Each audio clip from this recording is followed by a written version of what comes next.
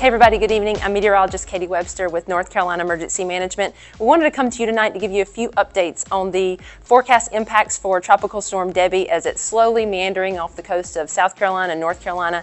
It's still expected to make landfall tonight, but what we are seeing is a slight shift and change in the impacts expected to North Carolina on Thursday. Starting first with the heavy rainfall, you can see here in the rainfall accumulation map, we've got a little bit more in the way of heavy rain in central North Carolina and especially in the northern foothills. Several inches of rain, possibly even up to 4 inches, maybe some locally higher amounts up to 6 to 8 will not be out of the question. And that's something new with this forecast track. Most of the heavy rain's been across the far east, but please be aware if you're in these areas that you have the potential to see some really impactful flash flooding. And that's indicated by the Weather Prediction Center excessive rainfall outlook. You'll notice the pink areas across central and western North Carolina. That's indicating that you have a serious potential for some really impactful flash flooding.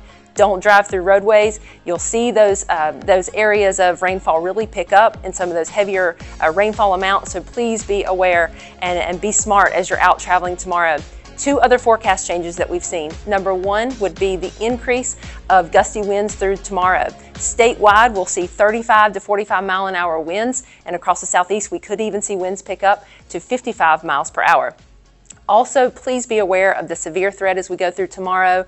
Much of that has been confined to eastern North Carolina. There's currently a tornado watch in effect until tonight for the southern and central coast, but that's likely to expand tomorrow as we've got a real good chance for seeing thunderstorms and the potential for some tornadoes really across the eastern half of North Carolina.